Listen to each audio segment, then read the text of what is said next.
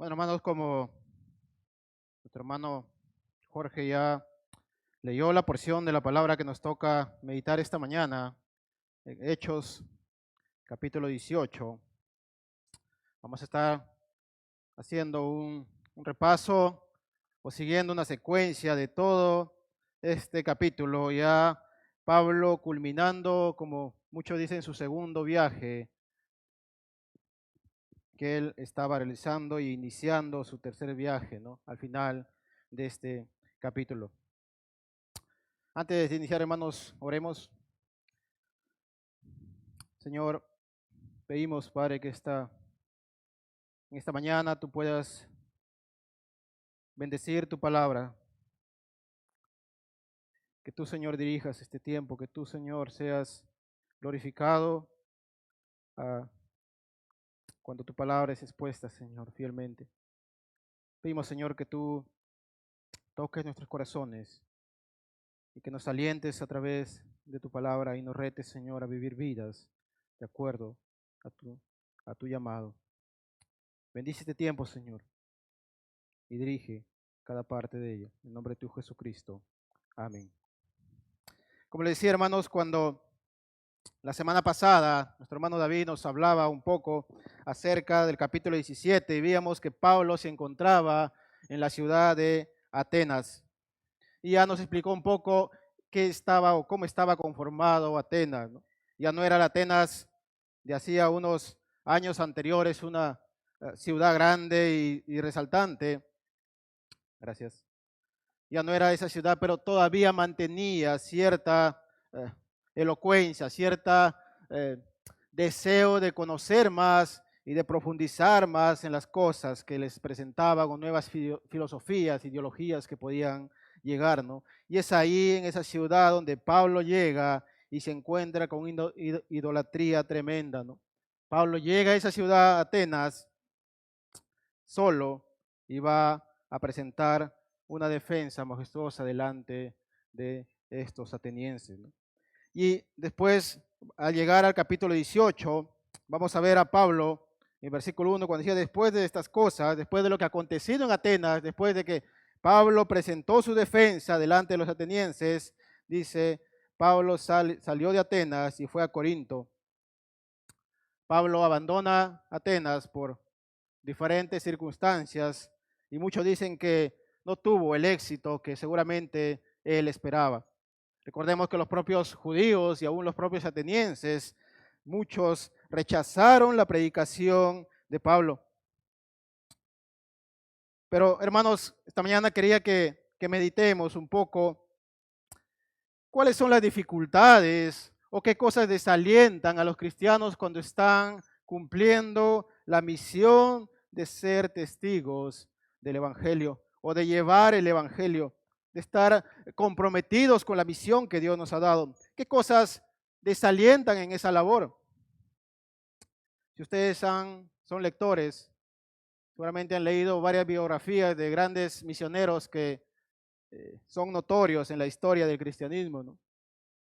Si ustedes leen y leen buenas biografías o leen especialmente las autobiografías escritas por ellos mismos, van a notar siempre algo resaltante en todas ellas. Todos ellos van a relatar momentos difíciles que enfrentaron en el cumplimiento de su misión. Sufrimiento físico, desaliento espiritual por las circunstancias difíciles que enfrentaban. Parece entonces que este desaliento, este sufrimiento, este desánimo en el cumplimiento de la misión no es ajeno a los que están comprometidos con llevar el Evangelio. Una verdad que poco se valora sobre el ministerio es que los pastores, misioneros y obreros que están comprometidos con esta misión van a enfrentar momentos difíciles, van a enfrentar desalientos y sufrimientos físicos en el cumplimiento de esto. Como decía Charles Spurgeon, a los buenos hombres se les promete aflicción en este mundo mientras están comprometidos con la misión de llevar el Evangelio. Entonces, ¿por qué es que nos parece extraño cuando alguien está padeciendo mientras está cumpliendo con esta misión? ¿Por qué es que nos parece raro mientras alguien vemos que sufre en el cumplimiento de esta misión. Vemos a Pablo en este capítulo 18. Él estaba enfrentando esta misma circunstancia de desaliento. Lo encontramos en medio de un bajón, de un agotador, en su agotador cumplimiento de su misión, ¿no? Recordemos, Pablo viene ya culminando su segundo viaje. Había sido un viaje arduo que había enfrentado diferentes circunstancias. Había recorrido Asia Menor, confirmando a las iglesias, atravesó el mar Egeo hasta llegar a tierras griegas. La sanidad de una chica endemoniada en Filipos provocó un motín y tanto a él como a Silas fueron azotados y encarcelados. Después de ser liberados mediante un terremoto, a Pablo se le obligó a salir de la ciudad. De ahí fue a Tesalónica, donde su ministerio tuvo cierto grado de éxito. La persecución lo llevó a huir a Berea, donde muchos también respondieron a su predicación del Evangelio. Cuando la persecución llegó hasta ahí por parte de los judíos, lo siguió de ahí hasta Tesalónica. Pablo se vio de nuevo obligado a escapar de ese peligro constante que él estaba enfrentando. Y llegó sin compañía a Atenas, como ya mencionábamos anteriormente, donde en gran parte, como habíamos visto, su presentación y su defensa del Evangelio no fue aceptado por los filósofos e intelectuales. Sí, hubieron algunos que aceptaron. De ahí Pablo se dirige hacia el sur, a la ciudad de Corinto, donde ahora nos encontramos viendo eso. Corinto era la capital de Acaya, a unos 85 kilómetros de distancia de Atenas, y era la tercera ciudad en número de habitantes del Imperio Romano, superado solamente por Roma y Alejandría. Se dice que aproximadamente en los tiempos de Pablo, Corinto tenía una población de más de 200,000 habitantes. Entonces vemos que Corinto, en los tiempos de Pablo, era una ciudad de gran número, de gran población, mucho más, hasta 3 veces más que Atenas. Es en ese contexto donde Pablo va a llegar a Corinto. Ya no era la ciudad de repente pequeña donde él había estado en Atenas. Ahora estaba enfrentando una ciudad que gozaba de un lugar privilegiado para el comercio y que era reconocido por eso. Los historiadores dicen que casi todo el comercio de norte a sur pasaba por Corinto. La nación atravesaba o era muy reconocida en cuanto a eso. Corinto se convirtió en una próspera urbe comercial. Y no solamente eso, no era próspera comercialmente, sino también contaba con la diosa Afrodita, o su templo de la diosa Afrodita, la cual contaba constantemente con más de 1,000 prostitutas, quienes cumplían ciertas labores en ello. Y por las noches ellas dice que bajaban a los pueblos a cumplir con esas labores. Es por eso que durante ese tiempo, en el siglo V, se acuñó un verbo que era corintizar, que significaba prostituirse o ser sexualmente inmoral. Vemos la realidad que Pablo estaba enfrentando cuando llega a Corinto. Corinto era una ciudad inmoral terriblemente. Era una ciudad que estaba entregado a la lujuria, a la fornicación, a la prostitución, a pesar de su gran comercio que ellos tenían, pero tenían un lado que era corrupta completamente. Era una ciudad entregada a la corrupción, entregada a la idolatría, entregada a la prostitución. Muchos historiadores decían que ir a Corinto solamente podían sobrevivir los hombres fuertes. Hermanos, es con esta realidad que Pablo se encuentra al llegar a Corinto. Pero cuando nosotros vamos a 1 de Corintios 2:3, Pablo hace una reflexión de lo pasado. Él hace una reflexión de cuando llegó por primera vez a Corinto y dice, y estuve entre vosotros con debilidad y mucho temblor. Pablo llega solo a esta ciudad de gran corrupción, una ciudad numerosa en habitantes, y él dice que se encontraba con debilidad y mucho temor y temblor. Seguramente por todo lo que había acontecido, el sufrimiento de estar culminando ya este viaje, las varias persecuciones, castigos que había pasado, Y no solamente eso, sino que ahora se encontraba solo, sin sus ayudantes más cercanos. Él llega en esas circunstancias a esta ciudad. Pero vamos a ver, hermanos, que Pablo va a ser consolado por su Dios que era fiel, por el Dios de consolación. Dios no lo iba a dejar solo en esas circunstancias que él estaba enfrentando. Vemos que Dios primeramente lo va a animar a través de amistades como Priscila y Aquila. Va a animar a través de nuevos convertidos o aceptos que aceptaban el mensaje del Evangelio.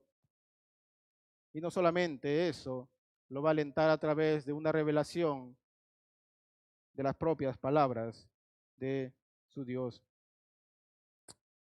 Y no solamente esto, sino que al final lo va a alentar a través de llevar a la frustración o la derrota de sus propios enemigos que buscaban hacerle daño. Hermanos, es esa circunstancia en la que Pablo está enfrentando. Él está llegando a una ciudad que era inmoral sexualmente. Llega, dice, con temor y temblor, desalentado al enfrentar en soledad esta situación. Pero él va a encontrar a Dios, un Dios fiel, un Dios de consolación, que cuando vamos a partir del versículo 2 dice, y halló a un judío llamado Aquila, natural del Ponto, recién venido de Italia, con Priscila su mujer, por cuanto Claudio había mandado que todos los judíos saliesen de Roma. Fue a ellos, y como era de la misma oficio, se quedó con ellos, y trabajando juntos, pues el oficio de ellos era hacer tiendas. Pablo, al encontrarse en esta situación, Dios va a proveer a dos acompañantes, a dos amigos que él necesitaba para enfrentar esta situación. Priscila y Aquila dice que venían de Roma. Roma había mandado un edicto que salieran todos los judíos, fueran expulsados de Roma, y parece que esto es que lo que lleva a Priscila y Aquila a Corinto con su negocio era de hacer carpas, y Pablo tenía este mismo oficio, ¿no? Es ahí cuando Pablo seguramente al enfrentar estas necesidades de poder cubrir sus necesidades básicas para seguir ejerciendo el ministerio, él se une con estos hermanos Priscila y Aquila y se une a ellos para avanzar, para trabajar en esta obra. Y vamos a ver que más adelante, tanto Priscila y Aquila se van a convertir en sus más fieles amigos y colaboradores, porque cuando leemos en Romanos 16, del 3 al 4, Pablo escribe y dice, saludos a Priscila y Aquila, mis colaboradores en Cristo Jesús, que expusieron su vida por mí, a los cuales no solo yo doy gracias, sino también todas las iglesias de los gentiles. Pablo, en esa necesidad que estaba pasando, en ese desaliento, el Señor provee de dos compañeros que lo alienten en esa situación difícil, en ese desánimo, en ese temor y temblor que él estaba enfrentando. Y no solamente le provee de nuevas amistades, sino que en la parte final del versículo, bueno, en la parte inicial del versículo 5, va a decir, y cuando Silas y Timoteo vinieron de Macedonia, el Señor le provee nuevas amistades, pero también trae a sus colaboradores y amigos que antes habían estado con él, que regresan de Macedonia hacia él, al encuentro de él.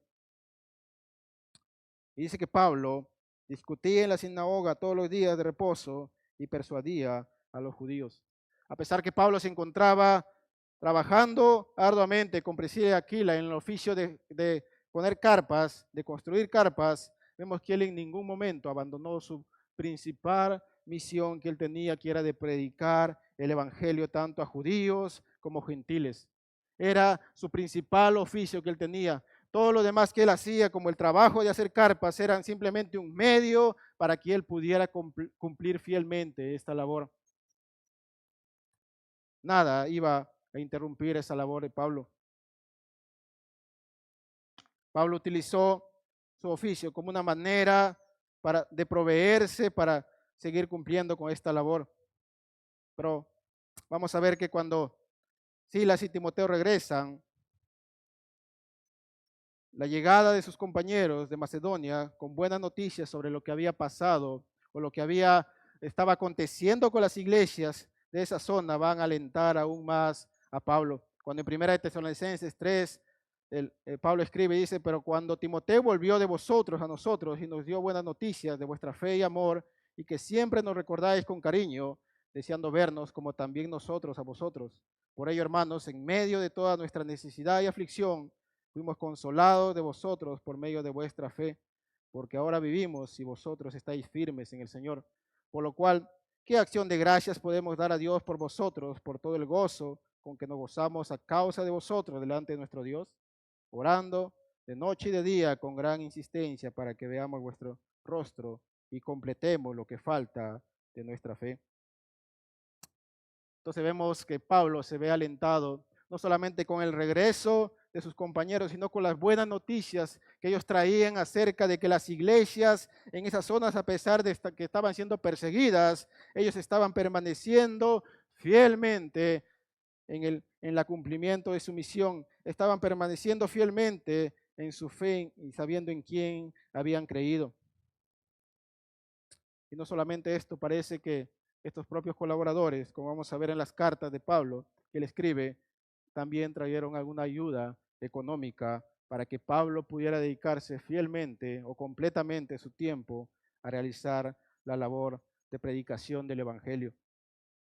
Entonces vemos, hermanos, que primeramente el Señor va a consolar a Pablo en su aflicción, en su debilidad, proveyéndole colaboradores fieles para que apoyen su misión, para que le apoyen en el cumplimiento de su misión. Y como segundo vamos a ver la bendición de nuevos convertidos. Otra forma como el Señor anima a Pablo después de haber enfrentado momentos difíciles, circunstancias de persecución y rechazo al Evangelio, en Corinto va a animarlo con conversión de muchos judíos y gentiles hacia la fe en Cristo Jesús. Cuando leemos a partir del versículo 5, la parte final dice, Pablo estaba entregado por entero a la predicación de la palabra, testificando a los judíos que Jesús era el Cristo. Pero oponiéndose y blasfemando esto, le dijo, sacudiéndose los vestidos, vuestra fe, vuestra sangre sea sobre vuestra propia cabeza. Yo limpio desde ahora, me iré a los gentiles. Y saliendo de allí se fue a la casa de uno llamado Justo, temeroso de Dios, la cual estaba junto a la sinagoga. Y Crispo, el principal de la sinagoga, creyó en el Señor con toda su casa, y muchos de los corintios, oyendo, creían y eran bautizados. Parece, hermanos, que esta generosa ofrenda que los hermanos habían mandado con Timoteo y con Silas fue lo que también permitió que Pablo se entregara por completo a la labor que él tenía de predicar el Evangelio, permitiendo que él dejara su labor de hacer carpas. Él se dedicó por completo a esta misión que él tenía. Pablo ya había presentado el Evangelio a muchos de sus compatriotas en esta ciudad de Corinto. En su gran mayoría, muchos de ellos terminaron rechazándolo, como había acontecido ya en muchas otras ciudades donde él iba. Pero vamos a ver que los judíos, viendo que muchos gentiles y sus propios compañeros de ellos, de las sinagogas, empezaron a creer en la predicación de Pablo, ellos van a sentir un gran enojo y un gran rechazo contra Pablo. Y van a buscar alguna manera de hacerle que él sea castigado o que sea callado en su predicación. Pero Pablo, al observar esto, él se va a quitar toda culpa y va a decir, vuestra sangre sea sobre vuestra propia cabeza, yo limpio estoy. Pablo dice, yo no tengo culpa, ya no está la culpa sobre mí porque ustedes rechacen el Evangelio. Yo les he predicado y les he explicado arduamente acerca de que este Jesús es el Mesías prometido, pero ustedes están rechazando esta verdad. Pablo se quita toda esa culpa y él a partir de acá se va a empezar a dirigir hacia los gentiles. Pablo empieza a predicar a los gentiles, por lo que saliendo ahí se fue a la casa de uno llamado Justo, temeroso de Dios. Parece que este Justo era un gentil que se había convertido al judaísmo, había reconocido a este Dios de los judíos, pero cuando escuchó predicar a Pablo se convirtió a la fe, se convirtió al evangelio. Y la casa, dice, de este justo quedaba justamente a la sinagoga. ¿Se imaginan ustedes el enojo de los judíos, de los líderes de la sinagoga, al ver que Pablo ahora ya no estaba en la sinagoga, pero estaba al lado, predicando y siguiendo, enseñando acerca del Evangelio? Y no solamente esto, la conversión de Crispo, el principal de la sinagoga, debió elevar más la ira y el enojo de estos judíos contra Pablo, porque dice que Crispo y toda su familia creyeron en la predicación de Pablo. Y no solamente esto, nos menciona que muchos otros gentiles creían en el Evangelio y estaban siendo bautizados. Parece que gran número de conversos estaban viniendo al Evangelio. Esto va a causar gran enojo por parte de los judíos, que más tarde llevarían a juicio a Pablo ante el procónsul. Entonces, hermanos, vemos que otra manera como el Señor alienta a Pablo, primeramente a través de colaboradores fieles que acompañen en su misión, que le alienten en su misión. Él ahora va a hacerlo a través de personas que responden a la predicación del Evangelio, a personas que aceptan el mensaje del Evangelio. Y como tercero, la forma como el Señor va a alentar a Pablo es con la comunión directamente con él. El Señor dice a partir del versículo 9, ¿no? Entonces el Señor dijo a Pablo en visión de noche: no temas, sino habla, no calles, porque yo estoy contigo y ninguno pondrá sobre ti la mano para hacerte mal, porque yo tengo mucho pueblo en esta ciudad. Y se detuvo ahí 1 año y 6 meses enseñando la palabra de Dios. Parece que los amigos de Pablo que había conocido, o los que habían regresado como sus colaboradores, le dieron ánimo, ¿no?, para seguir predicando el Evangelio. Igual que los muchos convertidos, tanto judíos como gentiles, había sido de ánimo también para Pablo. Pero vemos que esos mismos convertidos estaba causando que él pudiera ser más perseguido por los propios judíos. Estaba causando que él sea aún más odiado por estos judíos que estaban rechazando lo que Pablo estaba enseñando. Solamente esto llevó a Pablo a pensar en abandonar Corinto ante las circunstancias difíciles que él estaba enfrentando, ¿no? Pero vemos es que en esas circunstancias donde Pablo va a ser alentado de una manera inimaginable, o diríamos de una manera más grande que él podía haber sido o poder haber sido hecho, ¿no? El propio Dios se le va a revelar a Pablo en una visión y le va a decir: habla, Pablo, no temas, no calles, porque yo estoy contigo y ninguno pondrá sobre ti la mano para hacerte mal, porque yo tengo mucho pueblo en esta ciudad. Pablo estaba enfrentando momentos de desaliento difíciles en estas situaciones. Estaba siendo animado por el Señor en diferentes circunstancias, pero ahora el propio Dios se le revela a Pablo y le dice: habla, Pablo, predica, siga anunciando el Evangelio, porque yo no permitiré que nadie te toque hasta que tú no termines o culmines con el cumplimiento de la misión que tienes en esta ciudad. Él dice: porque yo tengo mucho pueblo en esta ciudad. A pesar de que esta ciudad era corrupta, llena de maldad, llena de depravación, idolatría, corrupción moral y todo esto, el Señor dice: yo tengo muchos que van a responder a la predicación del Evangelio. Este alentador mensaje del Señor hacia Pablo va a alentarlo con 4 declaraciones que el Señor hace, ¿no? Primero le dice el Señor, le da una orden específica a Pablo y le dice: sigue hablando, no te calles, no te calles por temor a lo que ellos te puedan hacer, no te calles por temor a lo que ellos puedan venir contra ti. Segundo le dice, Dios le recuerda que yo estoy contigo en el cumplimiento de esta misión, porque esta misión no es tuya, esta misión es mía, dice Dios, y yo estoy contigo en esas circunstancias. Tercero, Dios le promete a Pablo que ninguno pondrá sobre ti la mano para hacerte mal. Dios le dice: yo al estar contigo, yo estoy al cuidado de ti y nadie te tocará o te hará mal mientras tú no culmines con el propósito que yo tengo para ti en esta ciudad. Y cuarto, Dios le dice que tiene gran pueblo en esta ciudad de Corinto. Entonces vemos, hermanos, que estas alentadoras declaraciones que el Señor le hace a Pablo a través de visiones hicieron que Pablo se quedara 1 año y medio en esta ciudad de Corinto. 1 año y medio donde él se dedicó a la predicación constante del Evangelio, a la predicación y a la enseñanza constante, tanto a judíos como a gentiles.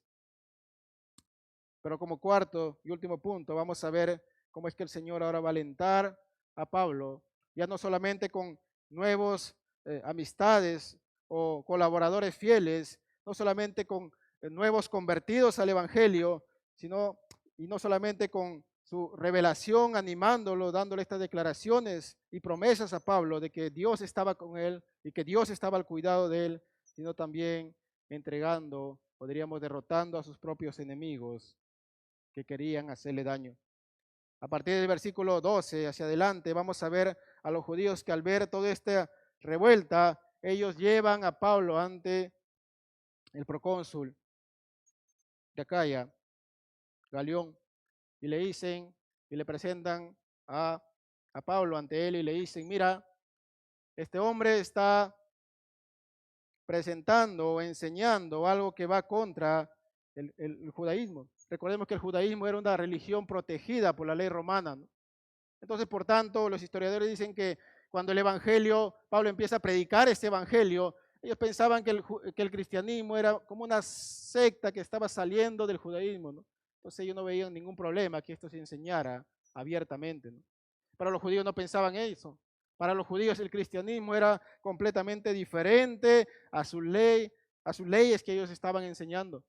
Es por eso que ellos no iban a permitir que el cristianismo ocupara el mismo lugar que el judaísmo ante las leyes romanas. Es en esa realidad que ellos llevan a Pablo ante el procónsul. Pero dice, pero en los versículos, a partir del versículo 18 dice más Pablo, perdón, a partir del versículo 15, pero si son cuestiones de palabras y no de nombre y de vuestra ley, vedlo vosotros, porque yo no quiero ser juez de estas cosas. El procónsul dice, el problema que ustedes me traen es una cuestión de su ley, es una cuestión entre ustedes. Yo no quiero juzgar, no quiero ser juez ante estas cosas. Velo vosotros porque yo no quiero ser juez ante esto. Y los echó del tribunal entonces todos los griegos, apoderándose de Sóstenes, principal de la sinagoga, le golpeaban delante del tribuno, pero Galión nada se le daba de ello. Vemos a los enemigos de Pablo, ¿no? Los que le estaban acusando y querían callarlo de todas maneras para que no siguiera enseñando, predicando el evangelio en Corinto, porque estaban viendo muchos convertidos. Pero la decisión del procónsul dice, esto no me corresponde a mí juzgar. Háganlo ustedes, arréglense ustedes. Pero parece que eso no gustó mucho a los judíos. Dice que entre todos echaron mano de Sóstenes, principal de la sinagoga, le golpeaban delante del tribuno, pero a Galión nada se le daba. No sabemos quién es el grupo que acá menciona a los griegos, pero ¿por qué atacan al principal de la sinagoga, ¿no? Posiblemente era porque él era el encargado de presentar el caso ante el procónsul. Muchos dicen que posiblemente atacan a él porque no había hecho una buena presentación del caso ante el procónsul y decían que era por su culpa a quien él no había prestado atención a esto. Por eso que él es atacado ante esta situación. Entonces, hermanos, vemos, estas son las circunstancias en las cuales el Señor está alentando a Pablo en esta situación difícil que él está enfrentando. Él está muy desanimado, desalentado, con temor, dice, y temblor, pero el Señor alienta a Pablo de estas 4 maneras, proveyéndole compañeros fieles para el cumplimiento de su misión, colaboradores, le da nuevos conversos ante la predicación de su evangelio, se le revela en una visión y le alienta diciéndole, yo estoy contigo, yo estoy al cuidado de ti mientras tú cumples tu misión, no temas, siga hablando. Y como cuarto, va a llevar a la frustración o a la derrota de sus enemigos ante el procónsul, porque no logran su objetivo, no logran callar a Pablo ante su predicación. Hermanos, cuando nosotros tenemos o entendemos cuál es nuestra misión por la cual el Señor nos ha salvado por medio de su Hijo Jesucristo, vamos a entender que nuestra misión es ser mensajeros o ser eh, llevadores de la verdad del Evangelio. El Señor nos ha salvado para ser discípulos. El Señor nos ha llamado para ser pescadores de hombres. Entonces, hermanos, ¿cuál es el temor o cuál cosa nos desanima para cumplir con esta misión? ¿Por qué nos sentimos detenidos ante asumir esta responsabilidad? Puede ser el miedo al sufrimiento, a la persecución, al maltrato físico. Puede ser el miedo a perder nuestra comunidad, donde nos encontramos tranquilos. Puede ser el miedo a ser avergonzados, porque de repente dices, no, yo no conozco tanto. O de repente puede ser el miedo a ir a un lugar donde tú sientes que ellos son más preparados que tú y tú dices, no, no quiero ser avergonzado de esta manera. ¿Qué cosas, hermanos, detienen que tú asumas tu responsabilidad para cual el Señor te ha salvado? ¿Qué cosas te desalientan y desaniman en ese cumplimiento de la misión? ¿Tienes miedo? Pablo dice que él tenía temor y temblor y estaba desanimado cuando llegó a esta gran ciudad y al ver toda esta perversidad que le pasaba en eso.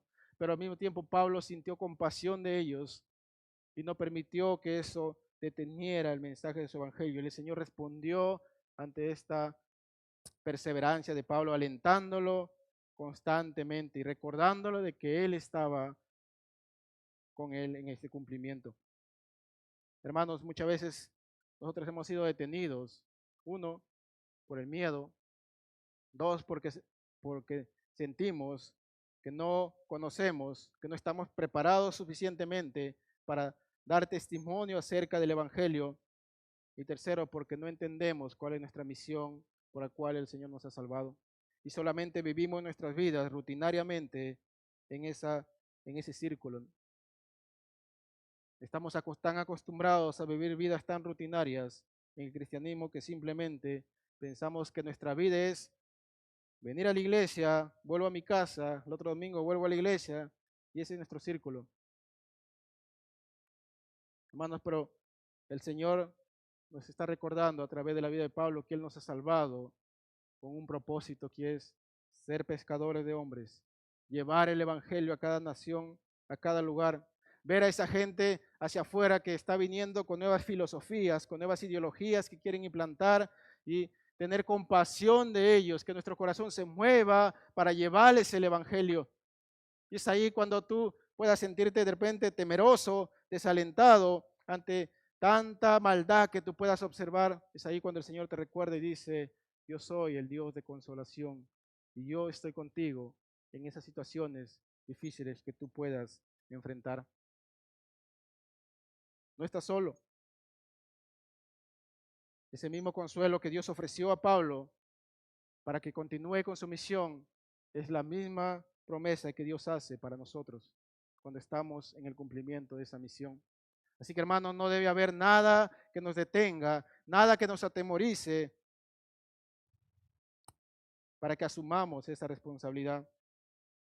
Recuerda, Dios te ha salvado con un propósito. Dios te ha salvado con un propósito.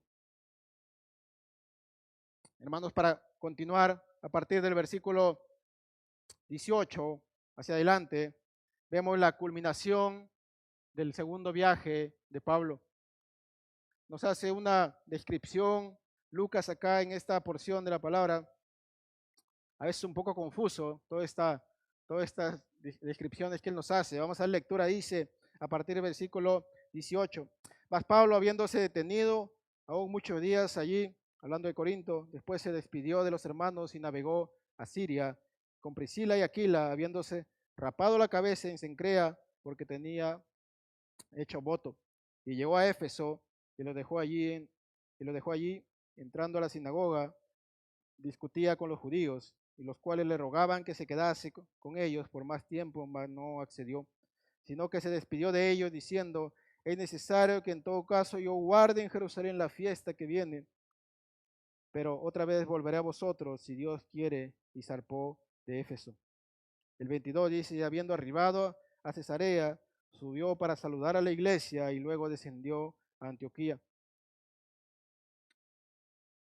Este Pablo, que había sido alentado para seguir con el cumplimiento de su misión, él no permite que su labor termine en Corinto, ¿no? Él no es desalentado ahí, él continúa su labor de ser mensajero del Evangelio. Él entendía claramente cuál era su misión.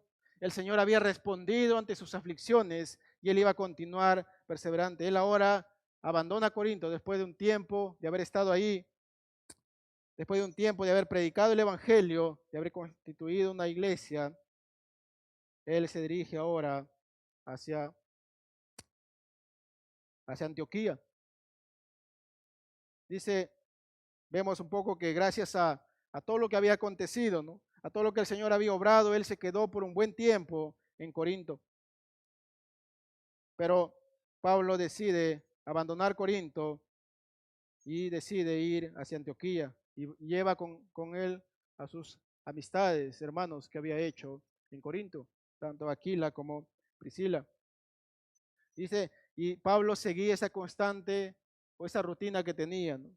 En cada lugar que llegaba, él primeramente iba a la sinagoga a predicar el evangelio. Y dice, ¿no? En Éfeso, entró en la sinagoga, discutía con los judíos, y estos propios judíos parece que fueron un poco más abiertos a escuchar el mensaje del evangelio y le pidieron a Pablo que se quedara con ellos un tiempo. Pero Pablo se niega a aceptar esta invitación con la promesa y dice: si Dios lo permite, volveré en algún momento. Pablo deja a Aquila y a Priscila en Éfeso y partió hacia Cesarea, de donde subió a saludar a la iglesia. No se menciona acá, pero haciendo referencia a la iglesia en Jerusalén, ¿no? Y luego descendió a Antioquía, donde termina su segundo viaje. Donde inició, él va a terminar su segundo viaje. ¿Qué podemos observar de Pablo en esta rutina que él tiene constante de sus viajes misioneros? Primeramente vemos a un Pablo que no es un lobo solitario que está yendo por ahí a cualquier lugar e iniciando una iglesia, ¿no? Él constantemente regresa hasta donde inició y regresa a la iglesia de Jerusalén como una manera de mantenerse en contacto con ellos, porque ellos fueron los que lo habían encomendado. Él no abandona a las iglesias en las cuales él había crecido, la cual había sido enseñado. Él no se presenta únicamente como Pablo y yo estoy abriendo iglesias como quiera, sin ninguna conexión con otras iglesias. Pablo regresa y hace este viaje como una manera de conectarse, de mantener comunión con las iglesias de esa zona, en Jerusalén y toda esa zona. Pero él nuevamente vuelve a Antioquía, seguramente después de mantenerse un tiempo en Jerusalén y pasar cierto tiempo de comunión con los hermanos, y regresa ahí y nuevamente va a empezar de nuevo su viaje, iniciando el tercer viaje, como muchos lo llaman. Después de estar un tiempo en la ciudad, en Antioquía, salió de viaje nuevamente, visitando lugares donde ya anteriormente había predicado el Evangelio. Como vamos a ver, muchos ahí: Derbe, Listra, Iconio y Antioquía de Pisidia, lo cual, al no encontrar ya tanta rechazo y obstrucciones ante la predicación del Evangelio, finalmente lo van a llevar a Éfeso en su tercer viaje. Y es ahí donde va a continuar el capítulo 19. Pero antes de continuar con eso, vamos a ver que Lucas va a cortar el inicio de ese tercer viaje de Pablo ahí y nos va a presentar ahora a un hombre sobresaliente, dice en la predicación, a partir del versículo 24 hacia adelante. Dice, llegó entonces a Éfeso un judío llamado Apolos, natural de Alejandría, varón elocuente, poderoso en las escrituras. Este había sido instruido en el camino del Señor y siendo de espíritu fervoroso, hablaba y enseñaba diligentemente lo concerniente al Señor, aunque solamente conocía el bautismo de Juan, y comenzó a hablar con denuedo en la sinagoga, pero cuando lo oyeron Priscila y Aquila, le tomaron aparte y les pusieron más exactamente el camino de Dios. Y queriendo él pasar acá, ya los hermanos le animaron y escribieron a los discípulos que le recibiesen, y llegado él allá fue de gran provecho a los que por la gracia habían creído, porque con gran vehemencia refutaba públicamente a los judíos, demostrando por las escrituras que Jesús era el Cristo. Lucas nos va a presentar a un tal Apolos, un hombre hasta el momento desconocido, pero lo resaltan ciertas características. Nos dice que era un hombre conocedor de la ley, diríamos del Antiguo Testamento. Era un hombre elocuente en cuanto a la palabra, la presentación y la defensa del Evangelio, aunque él dice que solamente conocía el bautismo de Juan. Dice, siendo de espíritu fervoroso, hablaba y enseñaba diligentemente lo concerniente al Señor.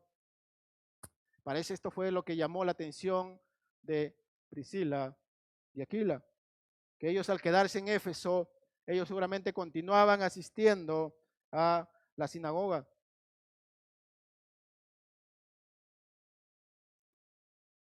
Allí al asistir a la sinagoga aparece este tal Apolos.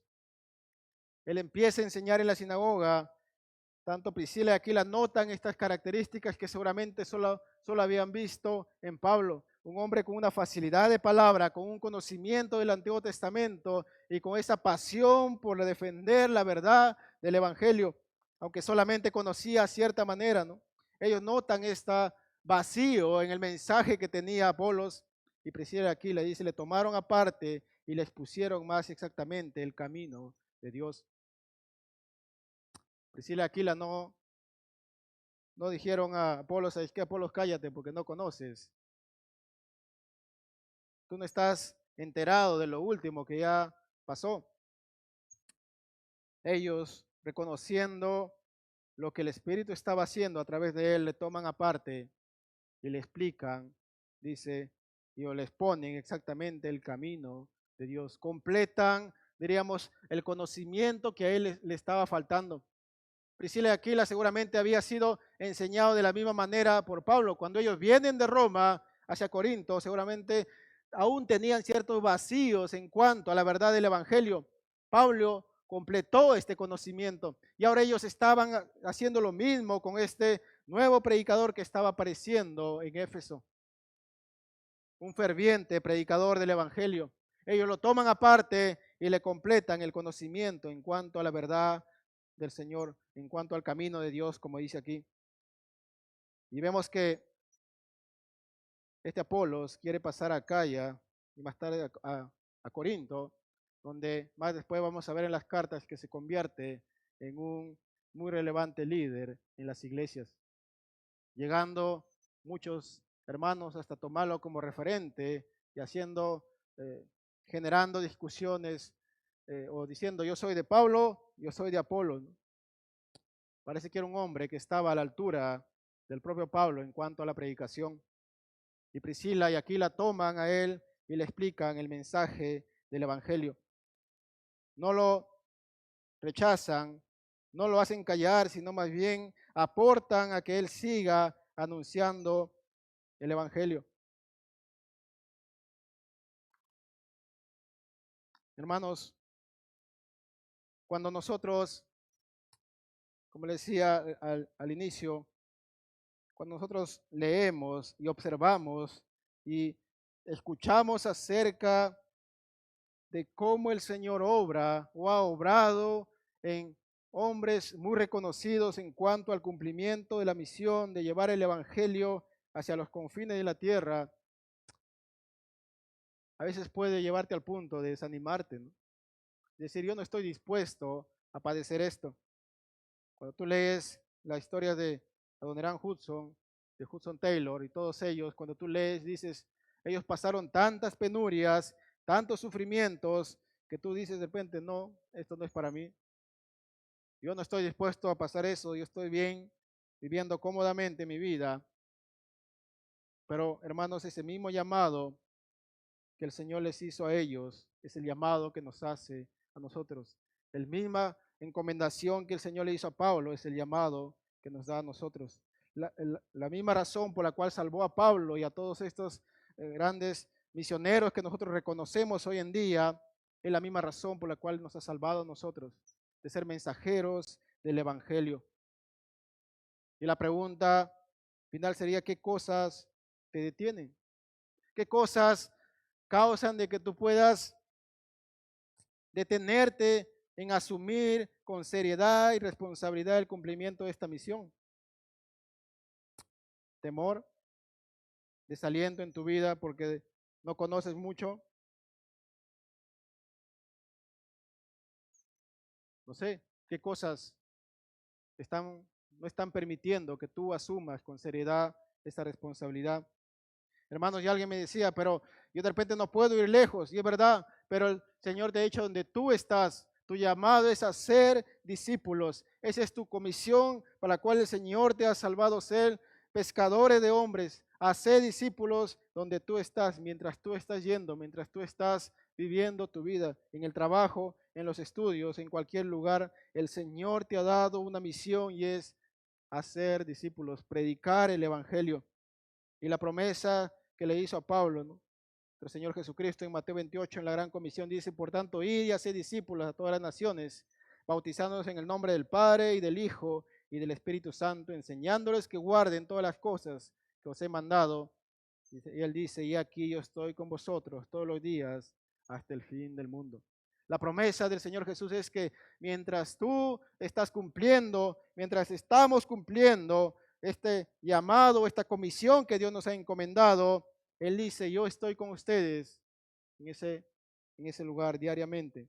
Cuando tú estás hablando, recuerda eso, cuando tú estás hablando con una persona, de repente sientes que esa persona es más preparada que tú y seguramente vamos a encontrar eso.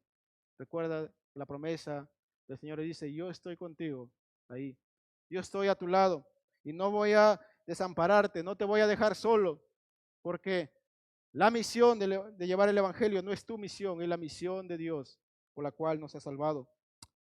Ese mismo Jesús que sufrió por nosotros, camina con nosotros en medio de las dificultades, desalientos, cuando estamos en el cumplimiento de la misión. Oremos, hermanos. Señor, gracias por este tiempo, gracias por permitirnos leer esta porción de tu palabra, Señor, y recordar que tú eres un Dios fiel, que tú eres un Dios de consolación, un Dios que provee, Señor, para nuestras necesidades en esos momentos de aflicción y dificultades que podemos estar pasando, Señor. Ayúdanos a examinar nuestras vidas, Señor. ¿Qué cosas detienen para que nosotros podamos fielmente asumir esta misión por la cual tú nos has salvado, de ser pescadores de hombres, de llevar tu evangelio y hacer discípulos hacia todas las naciones? ¿Qué cosas, Señor, nos detienen? El temor, el miedo hacia lo desconocido, el miedo a ser avergonzados, el miedo a perder nuestra comunidad en la cual vivimos. Señor, ayúdanos a recordar tus promesas que tú le hiciste a Pablo y que hoy nos las haces a nosotros. De que tú, Señor, provees todo lo necesario cuando estamos en ese cumplimiento de la misión. Gracias por este tiempo, Señor. Gracias por tu palabra. Pedimos tu bendición en el nombre de tu Jesucristo. Amén.